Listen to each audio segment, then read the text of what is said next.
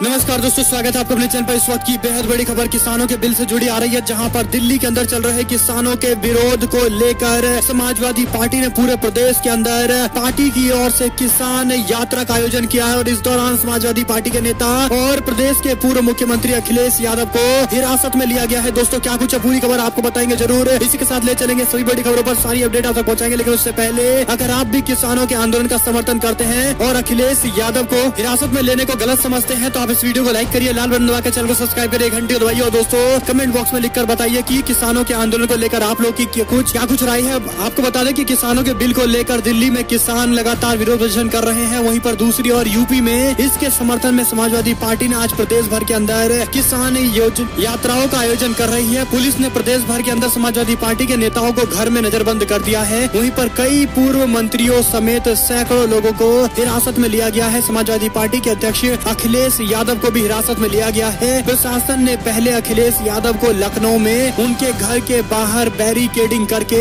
रोकने की कोशिश की, जिसके बाद अखिलेश यादव धरने पर बैठ गए। और जिसके बाद वाराणसी, लखनऊ, बरेली, मुरादाबाद, पीलीभीत, गोरखपुर, मेरठ सहित कई जिलों में समाजवादी पार्टी के नेताओं के घर के बाहर पुलिस तैनात कर दी गई। कन्नौज के अंदर किसान यात्रा निकालने की जिद पर अड़े समाजवादी पार्टी के कार्यकर्ताओं पर पुलिस ने लाठी चार्ज किया है। यहाँ भी कई नेताओं को हिरासत में लिया गया है। आपको बता दें कि ये सारी बड़ी जानकारी सामने आ रही है उत्तर प्रदेश से। और इस पूरे मामले पर समाजवादी पार्टी ने कहा कि किसान यात्रा में शामिल होने निकले माननीय राष्ट्रीय अध्यक्ष जी को मुख्यमंत्री के आदेश पर असंवैधानिक रूप से पुलिस द्वारा गिरफ्तार करना किसानों की आवाज को सत्ता के जोर पर कुचलने की पराकाष्ठा है। किसानों के साथ हो रहे अन्याय के खिलाफ जारी रहेगा समाजवादियों का संघर्ष। और इसी के साथ में समाजवादी पार्टी की ओर से एक बार फिर से उत्तर प्रदेश के मुख्यमंत्री योगी आदित्यनाथ और भारतीय जनता पार्टी को निशाने पर लिया गया है। आपको बता दें कि समाजवादी पार्टी ने एक और ट्वीट करते हुए कहा कि अन्नदाताओं के अन्याय के खिलाफ अंतिम सांस तक संघर्षरत रहेंगे समाजवादी। किसान यात्रा को रोकने के लिए दमन की हर सीमा पार कर रही है सत्ता। किसानों की आवाज बुलंद करने के लिए राष्ट्रीय अध्यक्ष निकले, जिन्हें असंवैधानिक तरीके से सीएम के आदेश पर गिरफ्तार किया गया है। इसकी घोर निंदा करते हुए अखिलेश यादव नजर आए। इसी के साथ में आपको बता दें कि जब अखिलेश यादव को हिरासत में ले जाकर थाने पर ले जाया जा रहा था, उसी वक्त समाजवादी पार्टी के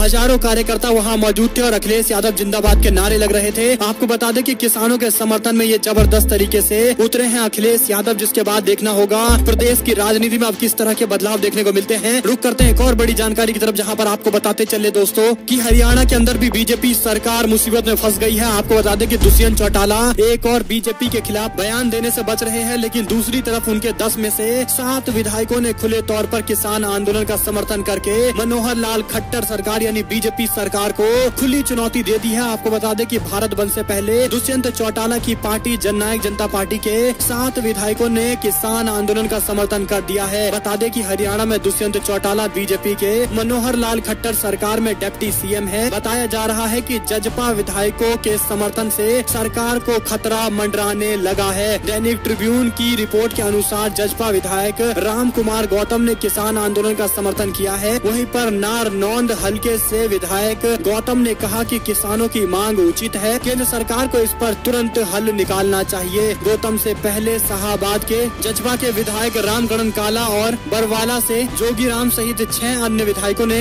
आंदोलन का समर्थन किया है। और कुल मिलाकर जननायक जनता पार्टी के लिए लगातार मुश्किलें बढ़ गई हैं। और इसका सीधा मतलब यह है कि मनोहर लाल खट्टर की हरियाणा सरकार भी अल्पमत की स्थिति में दिखाई दे रही है। कांग्रेस पार्टी ने विधानसभा का महत्वपूर्ण सत्र बुलाकर बहुमत साबित करने के लिए कहा है। और एक और जानकारी की माने तो टीआरपी घोटाले में अर्नब गोस्वामी और रिपब्लिक टीवी के कर्मचारियों को गिरफ्तारी से राहत नहीं मिली है। सुप्रीम कोर्ट का आदेश सामने आया है। आपको बता दें कि टीआरपी के स्कैम मामले में रिपब्लिक टीवी के सभी कर्मचारियों के खिलाफ एफआईआर दर्ज किया गया था, जिसको रिपब्लिक टीवी की ओर से चुनौती देते हुए कोर्ट में कहा गया कि इसको रद्द किया जाना चाहिए। जिसके बाद सुप्रीम कोर्ट की ओर से फैसला सामने आया है और कोर्ट ने इस पूरे मामले पर अपना आदेश देते हुए कहा है कि ऐसा नहीं हो सकता, लिखे गए एफआईआर वापस नहीं हो सकते हैं। और एक और अपडेट की माने तो असम के अंदर चुनावी मैदान से पीछे हटी AIMIM असदुद्दीन ओवैसी की ओर से ये बड़ा कदम उठाया गया है, जहां पर 53 सीटें ऐसी हैं जिस पर मुस्लिम मतदाता काफी ज्यादा डोमिनेशन में है। और ऐसे में कांग्रेस पार्टी के लिए ये एक बड़ी और अच्छी खबर है, जहां पर एक बड़ी राहत है कांग्रेस पार्टी के लिए अगर असम के अंदर AIMIM चुनाव नहीं लड़ती है तो। एक और जानकारी की माने तो 16,000 करोड़ का प्रधानमंत्री के लिए जहाज खरीदने का पैसा है, लेकिन किसानों के लिए पैसा नहीं है। कांग्रेस पार्टी की उत्तर प्रदेश की प्रभारी और महासचिव प्रियंका गांधी वाड्रा ने कहा कि मोदी सरकार अनाप शनाप खर्चा कर रही रही है, लेकिन उत्तर प्रदेश में गन्ना किसानों के भुगतान के लिए उसके पास पैसा नहीं है। उन्होंने कहा कि आश्चर्य है कि सरकार पूंजीपतियों के बारे में खूब सोचती है और उनका लाभ लेने की योजना बनाती है, लेकिन अन्नदाता के बारे में विचार के लिए उसे फुर्सत नहीं है, इसलिए गन्ना किसानों के बकाया का भुगतान भी नहीं किया जा रहा है। वाड्रा ने सोमवार को ट्वीट करके कहा कि भाजपा सरकार के पास 20,000 करोड़ का नया संसद कॉरिडोर बनाने का पैसा है, 16,000 करोड़ का प्रधानमंत्री के लिए स्पेशल जहाज खरीदने का पैसा है, लेकिन उत्तर प्रदेश के गन्ना किसानों को 14,000 करोड़ के भुगतान करने का पैसा नहीं है। 2017 में गन्ना का मूल्य नहीं बढ़ा है। 2017 से ये केवल सरकार उद्योगपतियों के लिए काम करती है, अरबपतियों के लिए काम करती है। एक और अपडेट की माने दोस्तों तो किसानों के समर्थन में आए जननायक जनता पार्टी के विधायकों के बाद अब कांग्रेस पार्टी इस पूरे मामले पर लगातार एक बड़ा मुहिम चलाने की कोशिश कर रही है। एक और जानकारी की माने तो किसान आंदोलन से आ रही बड़ी अपडेट की माने तो किसान आंदोलन में अवार्ड वापसी के लिए राष्ट्रपति भवन भेजे जा रहे हैं। खिलाड़ियों को राष्ट्रपति भवन जा रहे खिलाड़ियों को दिल्ली पुलिस ने रोका है। आपको बता दें कि कृषि कानून के विरोध में बैठे किसानों का प्रदर्शन लगातार जारी है। किसान हर हाल में तीनों कानून को निरस्त करने की मांग पर डटे हुए हैं। इसके समर्थन में किसान संगठनों ने 8 दिसंबर को भारत बंद का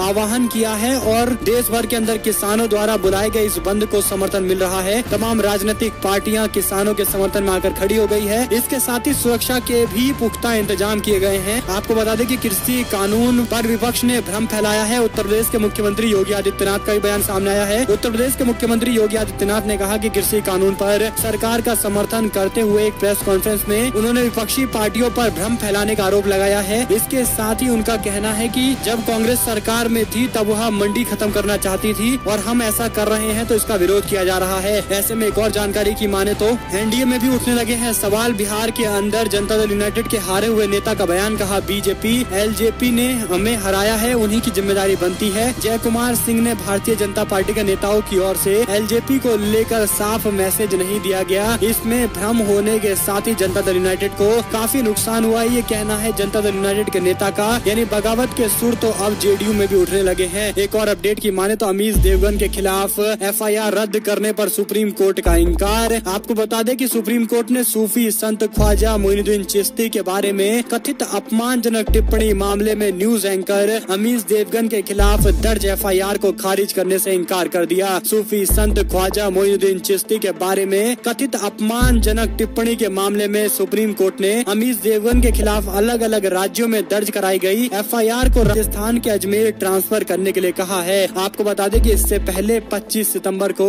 जस्टिस एएम खानविलकर और जस्टिस संजीव खन्ना की पीठ ने अमीश देवगन की याचिका पर अपना फैसला सुरक्षित रखा था, जिसमें न्यूज एंकर ने कहा था कि उनकी जुबान फिसल गई थी और इसलिए वो अपनी ओर से उन्होंने खेद जाहिर कर दिया है। आपको बता दें कि एक और जानकारी आ रही है जहां पर पासवान परिवार की संपत्ति एलजेपी की संपत्ति से बनी है। चिराग पासवान के खिलाफ पार्टी में बगावत के सुर उठने लगे हैं। आपको बता दें कि रामविलास पासवान और सोनिया गांधी नई दिल्ली में वर्षों से पड़ोसी थे। दोनों में एक समानता देखी गई जिसे पुत्र मोह के नाम से जाना जाता है। जहां पर कांग्रेस पार्टी में बगावत थमने का नाम नहीं ले रहा है, वहीं पर दूसरी ओर एलजेपी का भी मामला कुछ इस प्रकार है, जहां पर पार्टी के नेता चिराग पासवान के अध्यक्ष पद से इस्तीफा देने की मांग भी पार्टी के कई नेताओं ने कर दी है। यानी आप समझ सकते हैं कि अब एलजेपी के अंदर विरोध प्रदर्शन जारी हो गए हैं और पार्टी के नेताओं के खिलाफ ही जबरदस्त विरोध को लेकर लगातार बड़ी बड़ी जानकारियां सामने आ रही है। रुक करते हैं एक और बड़ी अपडेट की तरफ, जहां पर इमरती देवी को बंगला खाली करने का नोटिस जारी करने वाले अफसर पर गिर गई है गाज। आपको बताते चले दोस्तों कि 4 दिन पहले पूर्व मंत्री इमरती देवी को ग्वालियर में सरकारी मकान खाली करने का